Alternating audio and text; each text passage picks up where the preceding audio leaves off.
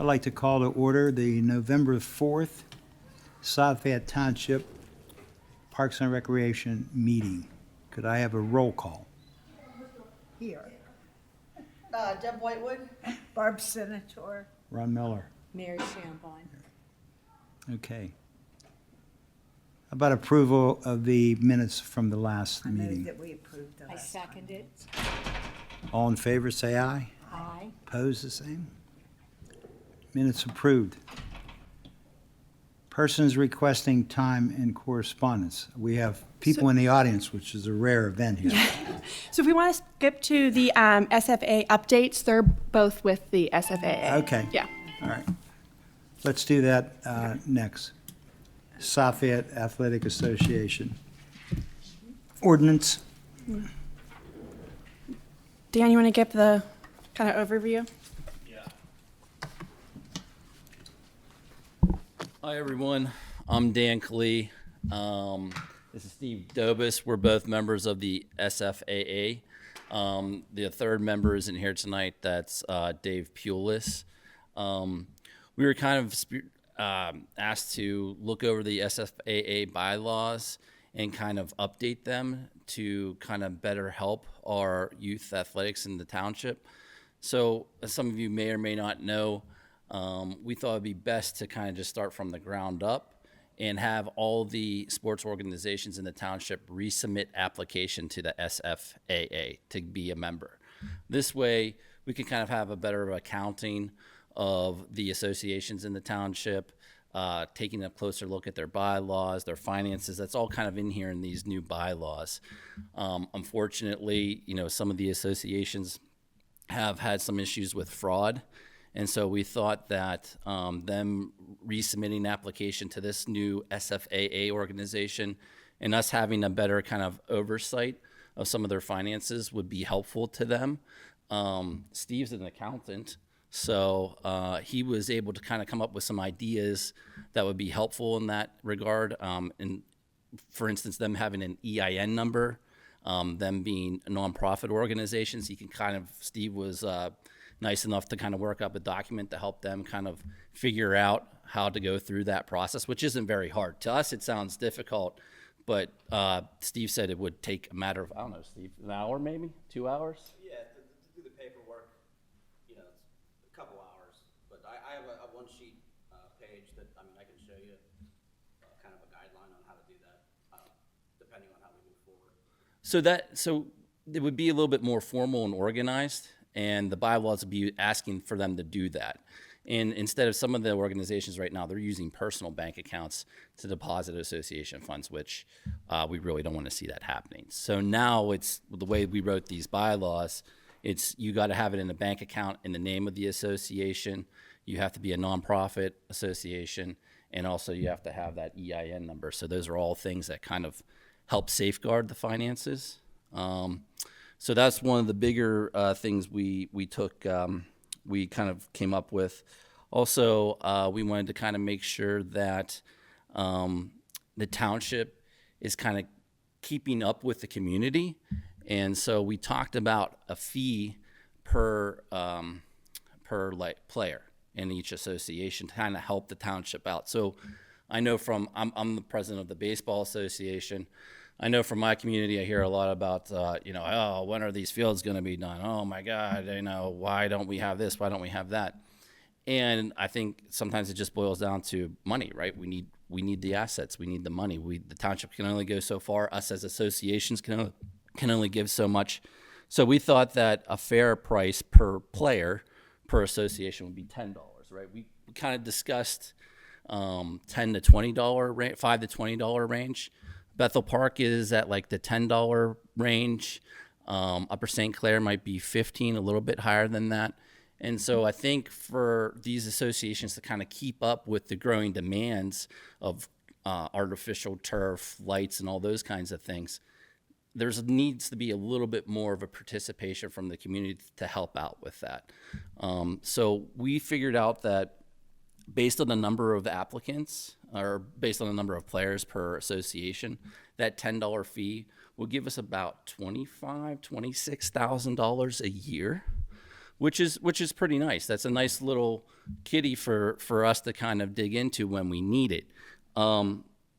Paula also talked to I think some of the commissioners, and they were kind of interested in matching any assets beyond that. So let's say an organization owes $5,000 because of this, $10 per head per player. So they have to pay the township $5,000. If they pay the township $10,000, the township would match that additional $5,000. So they could then have like $10,000 earmarked for them. So we have that all in here too as well. So these associations having access to some finances in addition to just what they charge per player, because I think what we try to do at an association level is keep the costs down, right? We don't want to kind of exclude people because of cost. But when you do that, you're just kind of paying for a T-shirt and you're using the same facilities over and over and over again. I know my son plays soccer, and so you're always digging up that grass, right? So this way, if you have a little extra money later on down the line, you can say, hey, we've saved up X amount of dollars over the years. Can we take that earmarked money for us and use it to put turf down?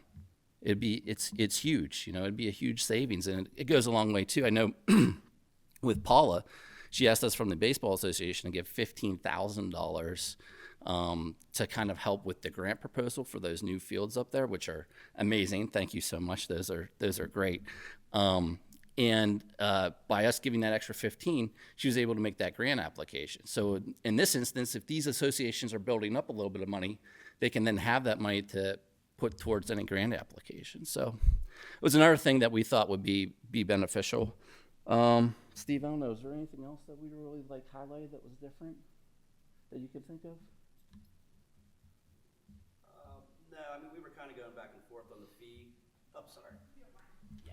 I mean, that was kind of a big debate on the fee, just because, ultimately, we're going to raise our fees per registrant, registration per kid to cover the cost of the $10. So it's ultimately being passed down to the families. But in order to get bigger projects and fields updated that we need, we agreed on the 10. We can always revisit it, I think, annually. If it's not enough or it's not working, it's too much, we can always change that. What's your registration fee, say for baseball? So it depends on an age group, but I'll give you it's Rough. like between $50 and $100. Okay. Yeah, ours is around 100. 100 to 125 for soccer. I'm on the Well, soccer. yeah, one of the things that the new baseball fields is going to do for the township and for the athletic association is you're going to be able to have tournament play. And tournament play impacts the whole community. Every business, hotels, it can be massive. Okay. And we've never had that ability in the past. So we were always traveling to Ohio or West Virginia that did have those kinds of facilities. So I think that's going to make a big difference. Most of our soccer teams go to the Peters tournament at the end of the year, every year. Same, yeah. Which is turf, right? Right. So then you get turf in here, it kind of Same opens up thing. the door, same avenue as baseball. Well, and it gives you a longer season, okay? Better ability to get the games played, when the weather doesn't cooperate. So it's great all around for everybody. I have one question for you guys, just to clarify. So you want to keep the bylaws the same, that the funds that, say, baseball brings in is for baseball fields, or baseball's request, the funds that come in for soccer is soccer's request. We kept that, there was no change to that after we met. Is that correct? I thought we did change that, or we discussed that with Chuck We did, and John. yeah, we did discuss that with Chuck and John. Maybe I didn't make that amendment. Okay. What we wanted to do was that money goes into that account. It's earmarked for baseball or soccer, but then I could get together with soccer and say, hey, do you want to combine our funds and go do them? I mean, So I'm do you want open it to to want it to read that the township will still track how much money each organization's bringing in, but it's just one pot of money can be used for anything? Yeah. Okay. So if you don't mind, I'll go back and update these bylaws and send it to you for clarification. Yeah, they thought that would be better just to pool all the money together. In one pot of money. Yeah. Because if we're just, But we'll if still, we're giving the township money to save just for soccer and we need a new net, I mean, we could do that on our own. Correct, correct. But we'll still track how much, and per the bylaws, it said that like the township will supply the SFAA like a report of how much kind of each year each organization brings in, but with just one pot of money, yeah. And then are we still kind of good with the process here? And I know we kind of talked about a minimum of request, and so there was no changes to that. So were you still wanting to set like a minimum request that's not for kind of, small little things? Like, are we wanting a minimum? I mean, if an association needs something new. Correct. I think we kind of briefly discussed like a $10,000 minimum. Do we want to keep that? And then it would have to come to you guys for the request and then on to the Board of Commissioners. Because ultimately, if it's a bigger project, it's going to need additional funds beyond probably what's in there. So we still kind of go with that process. Okay. I mean, anything lower than that, they should be able to. Correct. Okay. So then this highlighted yellow area, what I'll do is I'll kind of update it and send it back to you guys, just if you can give me like an email, okay, kind of thing before we pass it on to the Board of Commissioners. Is that good? Yep. Okay. Yeah. I think one other thing to mention that I failed to, as I'm just kind of looking through this, is also that the township has offered to set up a email account. Oh, yeah. So right now, and as president of baseball, I'll take responsibility for this, but whenever there was the fraud on our end, what happened was the bank statements were being altered by our treasurer. And so what we thought were bank statements that we're seeing really weren't the actual bank statements. So that was how she was getting away with stealing the money from our bank account. So with this idea that we put into the bylaws was that there would be a email account that the township would control, and the financial institutions of every association would have to send their bank statements directly to that email account, so that we would have there'd be accurate accounting of And other eyes. of all Yeah, finances. that's what I was going to say, other eyes. Correct. So, There's going to be a lot of transparency now. So you shouldn't run into And we're those not looking problems. to do any like accounting, just we think that letting whoever is in that position know that there's multiple eyes on it, hopefully will kind of put some fear and accountability into that. If you see, I broke it down between monthly submission and annual submission. If you guys can just take a look at that, make sure that all makes sense. I kind of just simplified it. So pretty much what you said, that email address, they're required to, just pretty much they can tell their bank to every monthly send the statements to that email address. And then there's an annual submission, which would be kind of what you laid out of kind of basic expenses and things like that. The So, accounting. yeah. So if you guys don't mind, I can send this to you. Well, why don't I update that one section and I'll send back to you guys to give me the okay that kind of all those changes are good. Does that make sense? Yeah. Okay. Paula, is there any advantage in having a fund like this in terms of grants, matching grants? Absolutely. So grant funders like to see multiple sources of match. So in this instance, like if we are going to go, say, turf another field, I can say that like $50,000, this is really low, it costs a lot more to turf a field, but $50,000 coming from capital, but $50,000 are coming from fees that were collected by the athletic association, and then they would have to write a letter of support, saying that they are, allocating these funds to it. And funders like to see multiple parties involved of matching funds. And so for example, like the ball field grant, it's a 50-50 match. So we have to come up with, we got $1 million, and I had to show where the additional $1 million of match was coming from. So in that application, baseball committed the $15,000, so I had a commitment letter from them, and that showed our grant funder that baseball was committing $15,000 of that $1 million match.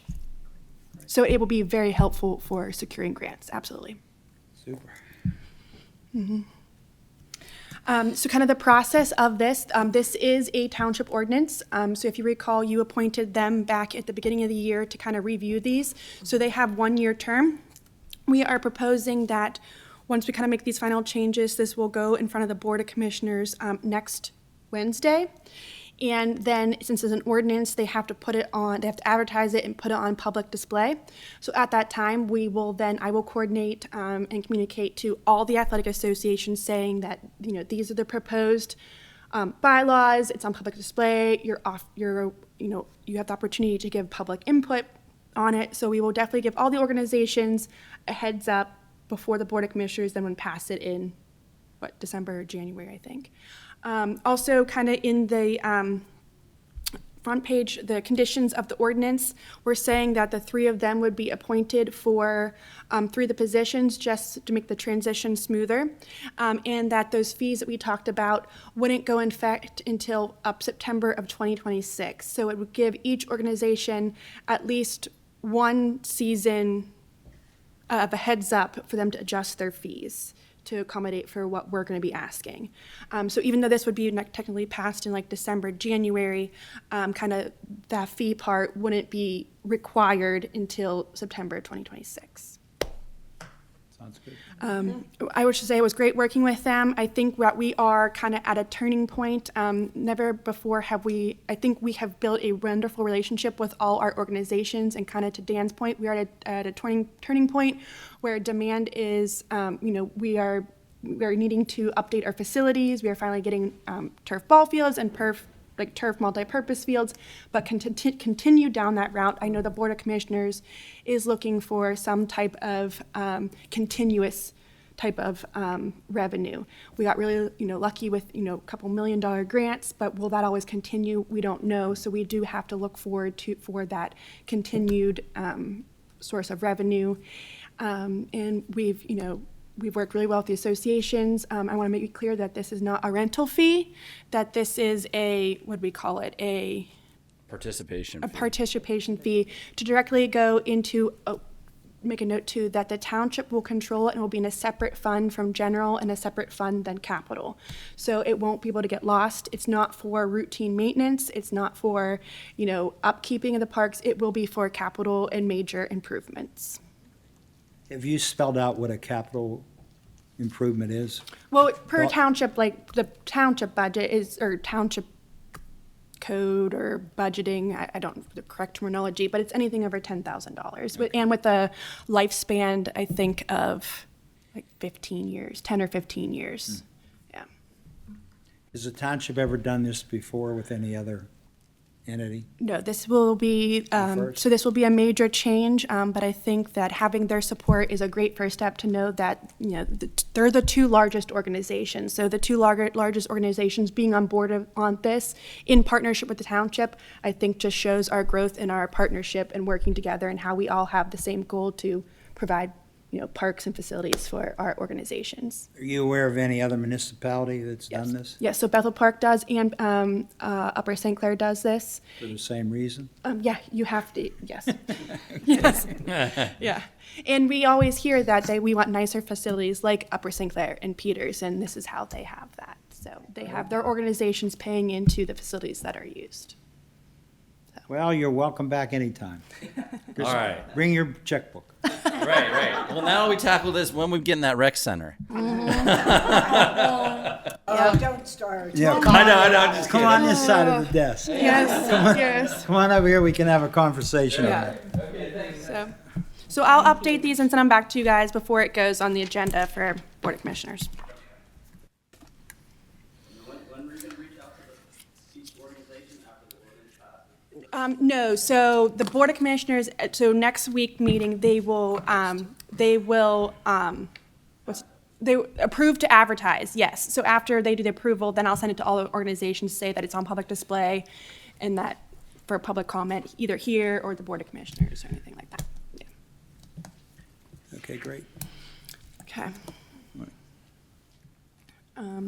So next thing we have, I kind of sent you guys an email filling you in on kind of some need for change for our large events in township parks. That's not township events, but outside individuals, organizations putting on events.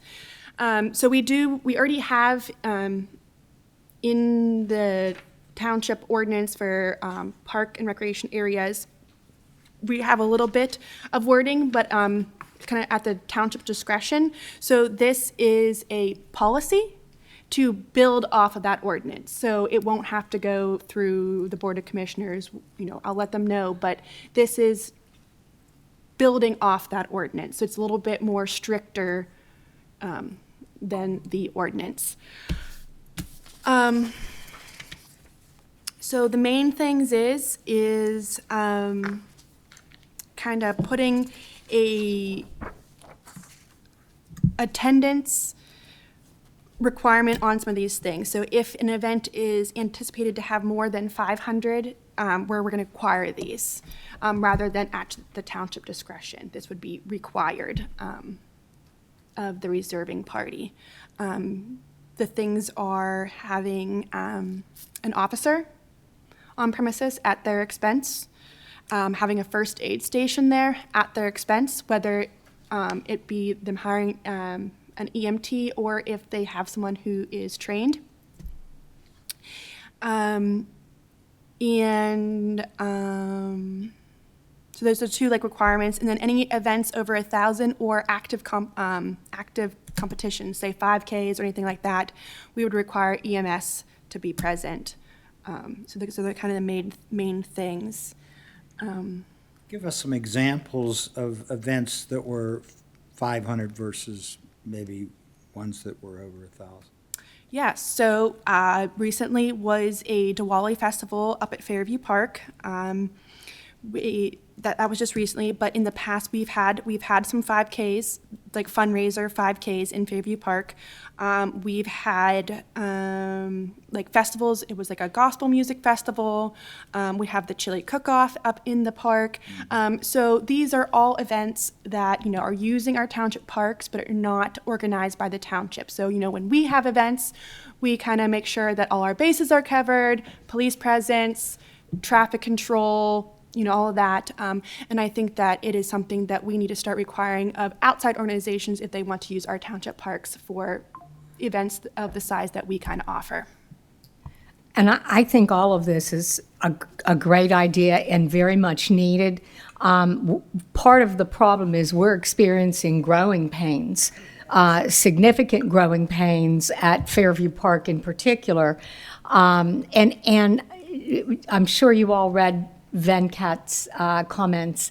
Yes. I loved it when he described the feeling when you go up there and it's just alive and it's filled with electricity and it's a great feeling and it's very rewarding to look around and see everything being used. However, we do not have the sidewalks that we need for safety purposes, and that to me is the number one issue with safety per se. And there's just, the other thing, it's just needed. There has to be some kind of control. Absolutely. And I think the sidewalks will help with Yes. it. But, I think it just comes down to the overall, just the safety and making sure that our park is not being abused beyond what Yes. it's supposed to be for. So we do want these kind of events in the park, but under regulations and what the standards that we hold ourselves accountable when we put on events in the park. So, Which one? a person. I have a question can about restrooms. Mm-hmm. Do we have enough restrooms for over 1,000 people? Well, Or is that going to be a requirement to bring in? I think I did I put something that say at township discretion or at the renter's discretion that we can bring additional portable restrooms in, but Okay. they be responsible for the cost. Unfortunately, we're not in a position where we can absorb these costs when it comes on. All events have a cost. When we put them on, we secure, vendor fees, sponsorship fees to make sure that we're offsetting our cost. And we're not in a position to absorb cost for outside organizations or outside purposes, so. And that wouldn't make any sense anyway, you think about it. And I think you stipulated that the porta-johns would have to be whoever Correct. South Fayette contracted Right. with. So I think this outlines, our willingness to work with the individual, but under our guidelines. Right. Yeah. And all groups are treated equally. Correct. You know, Correct. they're all, I don't think we're in a position to pick and choose what organizations we support or partner with, because then where do you draw the line? So I think that this policy is to have fairness across the board, absolutely. And we're going to make that clear to the commissioners also. So whoever's the reserving party, this policy will be provided to them, and I'll be ensured to enforce the policy. Okay. In the past, I've heard that people have said that their celebration or party or whatever it was would be 200 people, but it ended up being way more than Correct. that. How do we monitor? Yeah, so that is a concern. It just says that if it does happen, that reserving party can they can lose their privilege of using the park. They'll be responsible for any fees acquired. So if it is additional cleaning, we forfeit the security deposit. If there's fees beyond the security deposit, they have to pay that. If an officer was needed to be called up there, then they'll be responsible for paying that after the time. So it's in here if they do happen to not do anything, that they're responsible for those costs acquired. Typically, you only have to do that once. Yeah. You know you mean business. Word will get out quick. That's why you got to arrest one of those kids on those motorized scooters. The hard time's getting caught up to them. Put them in jail. So for a like I couple said, of this, days. I kind of printed out for you what the application would look like, but this whole kind of policy will be then copied and pasted into our overall facility and rental policy. So it just expands on the existing kind of policy. And like I said, expands on the existing ordinance. So some of this stuff is in township ordinance, which means it's township code enforceable by police and township code. This just gives me this kind of what's in the ordinance. It kind of all says like at the township's discretion. This is giving us kind of more of a guideline of when to enforce it. Perfect. I know some people are inquiring about rentals for next year, so if we want to pass this, do you guys also approve to enforce this for any new events in 2026? We need a motion for that. Absolutely. Yes, please. I move that we enforce this for 2026. Moving forward. Yep. All in favor? Aye. Aye. Aye. Opposed? Thank you. When do you open up rentals for 2026? So it's a rolling basis. So you can make a rental 1 year to the date of you want. So if you want June 2nd of 2026, you can start making reservations June 2nd or 6th of this year. And do residents and associations that want to use the facilities, are they pretty good at doing that? Yeah, that's been in effect now for, I think I started making that change like when I first started. So it's probably been in effect for like 8-9 years now. So it kind of is known like 1 year in advance, kind of. are there any of those large events that have already booked the facilities for 2026? There's some in the works. So, they've been inquiring about for some waivers and exceptions.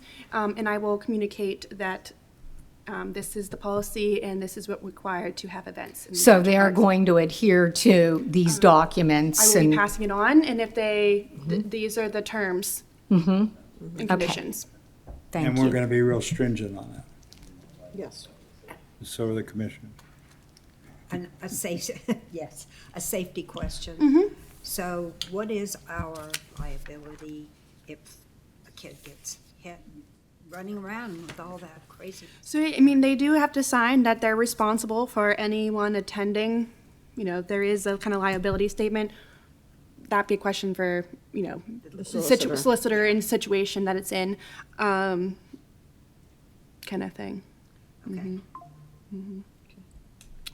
And can you clarify the policy for the e-bikes and e-scooters? I believe that my understanding is that they're eliminated during any type of event. Is that correct?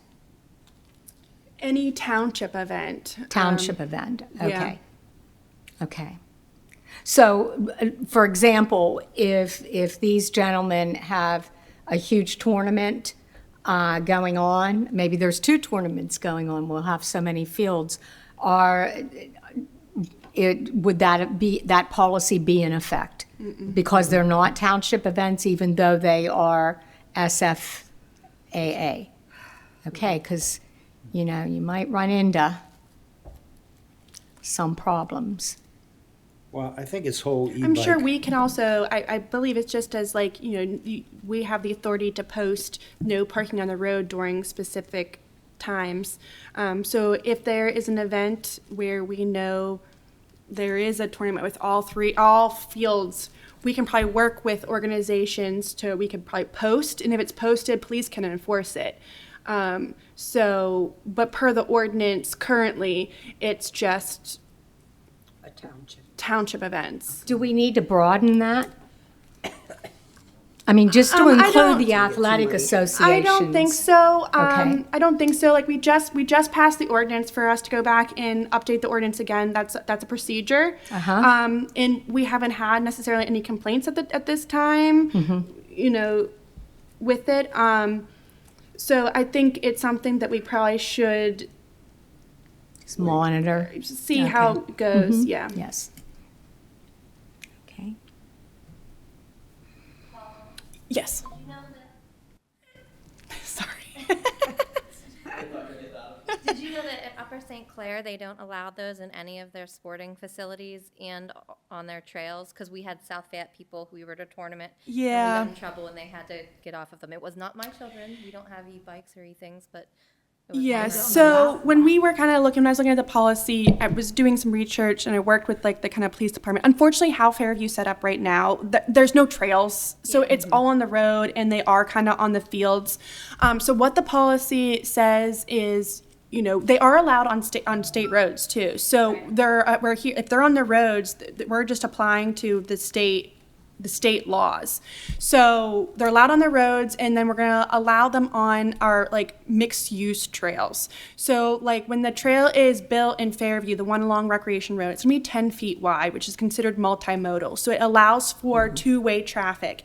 And I know a few of the board members really did not want to completely eliminate them, because the dynamic of Fairview, look how steep that hill is down to Mayview. And we do know, into Hastings, and we do know that there's residents that down there that properly use like pedal assist bikes. So they really wanted a way to regulate it without completely banning it. What about the trails that are going to go like around the multi-purpose fields? Nope, because that won't be considered a multi-use. It's not wide enough. Correct. Because those will only be, I think, like 6 feet. So like in the policy, it has specific trail requirements. Like the nature trails won't be allowed on, so pretty much it'll be allowed on the path next to the road. That's pretty much what it is. And the Panhandle Trail, because in the Panhandle Trail it does allow, and then there's additional rules. They're not allowed to ever use it in full throttle. So it has to be like pedal assist. So if an officer sees a kid that's illegal because they're, correct. Yeah, so the policy, we tried really hard to regulate it, to really allow for the people who properly want to use those devices without completely banning them.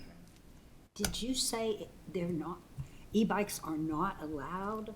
No, in any of the Upper St. Clair, like new recreation centers, they just did Morton Fields, Mm-hmm. where they put 2 turf soccer and 2 turf And that's very like, baseball. it's- Not allowed at all. I just Yeah, but that's a almost very, got like, hit by one sport yesterday complex. there At Morton Field. Sport complex. that's like a sport complex. What's so neat about Fairview is we still have that park amenities, you know? So, and it just passed, we won't know until like we can shove the trails in of like what it's like, so we can revisit afterwards.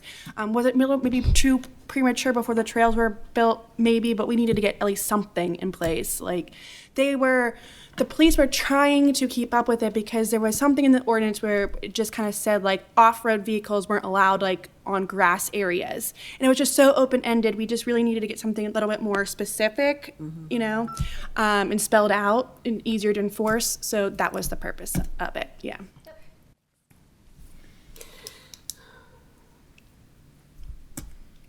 I think even on the Panhandle Trail, you know I've been on it, and, you know, you don't always realize that bikes are coming from, you know, behind you. And most people are very courteous and will say on your left or on your right. but it only takes one or two, episodes to happen, and then somebody, is hit by the bike. So I have that feeling we're going to have to revisit this and fine tune it. Unfortunately, I think it comes down to accessibility too, because sometimes those pedal assist are like mobility devices, and so it comes down to accessibility too, and how you can't not allow it if it's for accessibility purposes. So I think all municipalities are struggling with that because Yes. I think so. where do you what? Yeah. So. Well, and the youngsters, and I don't want to preface it by saying it's a young person problem, but in a way it is. And, I followed two of them at Lakemont Farms that were doing wheelies up, Lakemont Drive. And so, they're not thinking, unfortunately. They're not thinking the way we Brains would. aren't even formed completely until No, you're right. 24. Nor would we expect them to be totally thinking either. That's right, at their young ages. So it's going to be a problem. We'll have to look at it. Okay. Okay. You don't- I didn't get my monthly report done. Sorry. I'll give you an update though. Oh, wait, new page. Sorry. Go ahead. Deanna Severie too, update on the ball fields. Still making progress. They got seeded, so hopefully we can get some root growth before major winter time. Pouring concrete this week, so making progress on that. Update on the multi-purpose fields. Engineers are going back and forth with field turf. We have to adjust some more of the stormwater piping and things like that, and they have to finalize that before it can go to the conservation district to update our NPDS permit. They're hoping to kind of finalize all of the stormwater by the end of this week, which then I will get an updated budget, an updated drawing with the lines. So probably like 2-ish weeks on that. But everything with the multi-purpose fields and all the trails through Fairview have been submitted to the Board of Commissioners for the capital budget. They had a workshop a couple of weeks ago, and we're having another workshop, I think, the end of November. Really didn't receive any major feedback on any of that. Our first Haunted Harvest was a great success. A lot of positive feedback on it. Loved that venue. We didn't have to worry about the weather. We were under shelter the whole time. It's great to see the kind of things that we can put on when we have more indoor facilities. And people want to come. They're thriving and wanting these type of activities and programs. So it was a great success, and I think it's a new tradition. So special thanks to John Koski and the original Farmers Market Board for giving us permission to use that facility. Hopefully we can continue it down there and maybe even more, because like I said, it was great that I didn't have to worry about weather. We have our Thanks for Giving event coming up here in 2 weeks at Topgolf as a sponsor appreciation luncheon. And then Joy Through will be December 5th. We are making a few changes for Joy Through just based off of the traffic and the complaints we received last year. We are reducing the number of tickets slightly just because our park cannot handle that amount of cars. We're limiting it to tickets are open to residents until I think the end of November, and then if there's any extra tickets can be open to non-residents, so we're placing priority on residents. And cars will not allow to arrive early and start lining up. I think kind of what happened last year, we were kind of damned from the start. We had cars lining up starting like an hour, 45 minutes before. So we already had a line started. So we are going to have police presence all through Greenwood Drive and Lawn Shadow. Oh, so they're going to be circling my... Correct. No. So watch out, Deb. So Fairview will just be full of cars. So yeah. We're going to keep traffic moving all the way up to. So it doesn't matter if they get there at 5 o'clock, they'll be asked to move on because we need to get, because whenever the cars lined up, we were still trying to get volunteers in, we were still trying to get vendors in, and it just caused so much traffic and issues. So we'll be communicating to everyone that you are not, like, no one will be allowed into the park until 6, yeah, I think 6, 5 or 6, whenever it starts. I don't even know when it starts. But yeah, and that the police will be moving cars along. Even if they try to pull off on the side of the road, they're gonna be asked to move along. You're gonna put no parking signs? Yep. So we're hoping that will alleviate some of our traffic and delays that we saw last year. So hopefully it's more enjoyable for everyone. That was the main complaints, that they were in line for 45 minutes before they even got to the park, and then it took an hour to get to the park. So we're trying to alleviate that. That's strange. That wasn't my experience at all. Well, thanks, Ron. Appreciate that. No, I mean, Yeah, we got, and then to the point that it kind of backed up onto Mayview Road. I bet. Yeah. Yeah. So I think we were, like I said, we were just kind of damned from the start. The traffic backed up so much at the beginning. I think, we had people lined up for the 6 o'clock, and then people for the 7 or 6:30 came, and then just, yeah. So we're going to try to alleviate that. Do you have, I know you have the entrance for Fairview coming off of Greenwood. Do you also have another entrance coming down from Mayview Road? Is that practical or not? No, the event is all one-way traffic. Okay. Yeah, So they're gonna exit off of the Mayview property? correct. So everything comes in through Greenwood Drive, and it's communicated to everyone. It's all one way through the park, and then exit through, yeah, Okay. yeah.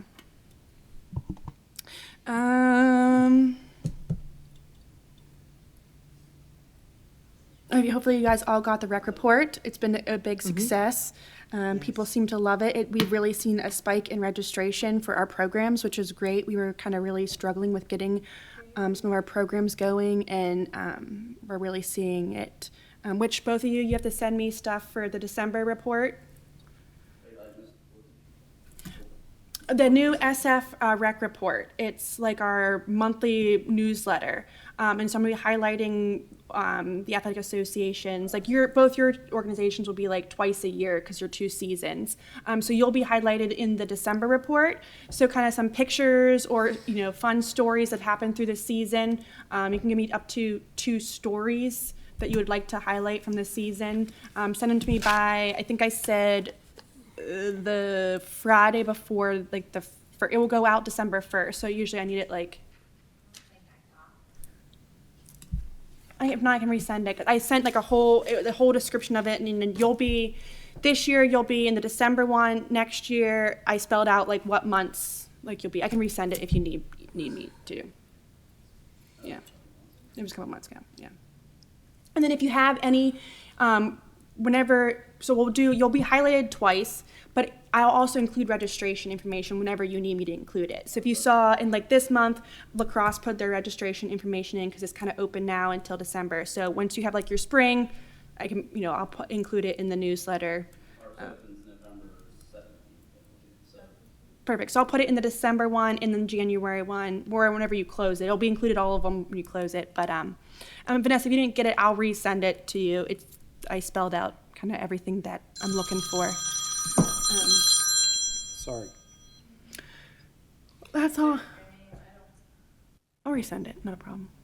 Old business? Community center update. I kind of put some recommendations and planning dollars in the when we went at the budget meeting, kind of for the 5-year capital. The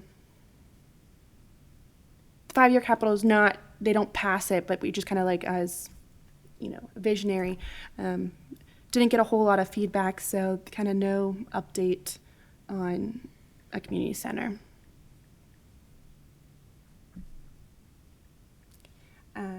As for Miller's Run Road facility, kind of the only update I have on that is I gave input on the drawings. I believe are 60% done, and I kind of gave some feedback on recommendations on layout, and that's the extent of the update I have on that as well.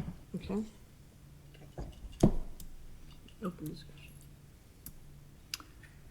Anything else? Can I revisit? Yeah, yeah. So the one thing I wanted to revisit with you actually is the hunt, the accessible hunt. Yes. Is there a reason that you guys do it in October? Yes, so the state of Pennsylvania has dedicated days that any individual that has it's children, senior citizens, and accessible permit. They're allowed to go out whenever regular body of people go out. So it's a weekend dedicated to them. So it's not dictated by us, it's dictated by the state. Okay. Yeah. Because it's always the very last week of our soccer thing, and Yes. that's why we're scrambling. Fairview actually worked out way better than Good. pushing it back in the day, Good. which we typically did Yep. at 1 o'clock. We would get like a fourth of our people. Yep. And then they would all complain. Yeah. So that was why I was going to ask about that. But Yes. if in the future we could just continue to use Fairview if football's done, Yep. that works. Yep. And we out. can coordinate when we do the fall schedule. That works well. Yep. Ask, but Yeah. it was just on my mind because it just happened. Yep. And we always have it on Friday at the Alpine Club. They donate like their space, but on Saturday we don't have a space, so we just use our farm preserve for on Saturday. Right. So No, yeah. and like I said, Fairview worked out great. Good. So. Perfect. The second thing I wanted to revisit is, since I wasn't here for the multi-purpose meeting, I just wanted to kind of talk to you about that if I had a second. Sure. Is that something that you guys plan together, or is that just you in general? Well, I'll bring the plans to them once it's kind of more finalized. So kind of the same time that you get it, they'll come to them to Okay. take a look at and everything as well. I know that you want to keep fields as multi-purpose as possible, and currently that's not the case though. So I guess I don't really understand why football and lacrosse wouldn't be on D and three-side soccer fields wouldn't be on C.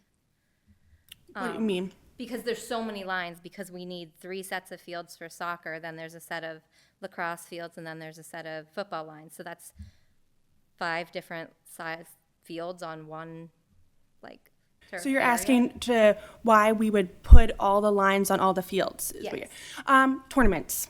So I believe, usually soccer games are on Sundays. We're on Sundays, they're Yes. on Saturdays. And then like footballs are on Saturday, where if they want to have a tournament and you're not playing, then both fields can be utilized. But there's also like paint that you could use, or something that you could spray for just a weekend or something like that, and it would be less confusing during the season, because with our 8 and 9-year-olds, our U10, that are gonna go across the field, that is a ton of lines. Plus, we need lines for a build-out line, and I mean, I'm interested to see what the final. Yeah, I'm interested to product see what looks like. the final, so to kind of fill you guys in is the lines on the fields. They're requesting to have, not only lines like this way down fields, but their smaller kids kind of also, they play their smaller kids this way. And then when you kind of have more lines, It's a lot of lines. so So if you add football and I would have lacrosse, trouble with it. well, not even just kinda tournaments, what but we- if say games, you don't have, soccer doesn't have games on Saturdays, why can't they use both fields? I'm not against them using Right. it. I just don't want it to be too confusing for especially our youth who are just changing to travel, just going to competitive, just going to that. And I mean, I know you say that I blanket schedule, but I don't. I mean, we literally have that many teams using the field, as where we have one team come in and one team leave. We use the field every single day. We have 4 to 5 people at the Fairview field. We have 2 to 3 teams at the boys' home fields, and then we have 7 or 8 teams up it every single day, including Fridays. I know currently at Fairview is your, U10? U10, but 10. we also do But then U14 boys home is strictly pretty much your travel, which is the larger field. So wouldn't, I think it U10 comes is down, travel. sorry? U10 is Oh, okay. travel. Well, who plays at boys home park? The U11s and U12. And that's just a single larger field, correct? You don't have lines this way. So like, my question is too, that, even though this is how we do it now, does it come down to, maybe boys home is then lined for those younger ages and then more, We're already having 3 to 4 teams there a night. what I'm It saying, doesn't fit. rather than just swapping what the fields are used for. Like, I would picture turf field for more of the advanced and higher kids rather than, It should be totally opposite. okay. Well, I'm, 5 and 6-year-olds trying to dribble, Yeah. pass the ball, and Well, I will say, unfortunately, the grant application was submitted as these fields being multi-purpose. So I think we are kind of locked in for these fields to be as multi-purpose as possible. Okay, well, Yeah. then I guess my other comment just going forward is, can we please have all three sides? Yeah, and I represented can't there? wait. They're gonna give us the rendering of it. And when I called him and asked him that question, he said typically what he sees is when they do that, the lines that are going this way are more of a like a lighter green, so they kind of blend in a little better with the fields. So he's definitely seen that before. He didn't sound very concerned that it's not like it won't be too crazy. Yeah, so they've definitely done that before. So they're going to pull the rendering up, and there's no additional cost for the additional lines. It's just a matter of preference. So you guys can speak that the goal should be for them to be as multi-purpose as possible. So we're not, limiting of who can use the fields. Are the lines inlay? Are they permanent? They are, yeah. Because that was a question our board had. Mm-hmm. If they were, because apparently there's the field lighting company that we use to paint our lines right now, they have a semi-permanent paint Okay. for turf. That lasts for like months. 8 months. Okay. Well, then maybe that if we feel that it's too crowded, maybe then those lines are the ones that are painted. That's what I mean, like, we yeah. could do that, like, per season, if you guys wanted to visit that possibly. If it was too crazy, that we do have, like, there are other solutions, and that Yeah. one season we could do all those lines, and then another season, and it's not, I actually don't know the cost, but it's way cheaper than the inlaid. Not that I'm trying to sway you, I like the inlaid lines. Yeah, but- actually, the field company doesn't charge us for the inlay. We're allowed to have as many lines as we want. It's a matter of preference. Yeah, so I it just- doesn't come down to cost. I'm sorry, I know, we're just hearing it from our board. They're very concerned that we're not gonna have lines on the new turf field. We're gonna have lines. Yes. We're gonna have lines. They're gonna be lines. I mean, for all. Yes. For all three, like, because we have, Yeah. because we're the only association that's so different. Well, baseball's kind of that way too, but it's just so different from the U10 size to the U14, U16 size, which we're also adding U16, so we're going to grow even further. this Wonderful. year. We use those fields So- close to 200 days a year. We use We them have the- way we more have than the anybody most- else. We have the most participants in our association. Yeah. We don't want to be, showing up Struggling at for fields space. and we don't have lines, so. Yeah. Yeah, we have the same problem at Lakemont Farms. We have an area that was designed for basketball and tennis, Oh, pickleball. and now pickleball came in. Oh, I work right there at Schaefer Physical Therapy, and we Yep. open our door and we see the pickleball all the time. And now it's not only one Word. pickleball court, they want two They pickleball have to, courts. there are two. And when you look at this, kind of reminds me of that area, Yeah, you know? and then you add lacrosse field, or lacrosse lines and football lines, so it's a lot. But that was it. Thank you. I appreciate your answer. Thanks. Thank you. Anything else, Paula? Oh, I don't have anything else. Nope, sorry. Anything, open discussion? What about, are we gonna talk about contests, the names? Oh my gosh, I totally forgot to pull those up. I'm so sorry. I totally forgot to do that. Can I just email them to you? Sure. I totally forgot about that. Give us some idea what you're hearing. All right, hold on. I can just pull it up. All right, give me a second. Totally slipped my mind. What am I looking for? Drawings. Let's see. I looked at it yesterday. I didn't look at it today. While you're looking, my question was, do we really have 18 trails? There. I was walking up there trying to figure out where these are. They branch, ones branch off and connect Yeah. to pieces, and yeah, it's a big network. Do we really need 18 names? For the map, yes. Okay. I had a hard time coming up with one. Is there gonna be one where there's the existing semi-trail through the woods? I do not think so. Oh, If you're talking about down to Mayview through the woods, I think they found that to be too steep and. it's tricky. All right. Let's see, can I get a regular report of all of them? Maybe not. Oh, export as PDF. Here we go.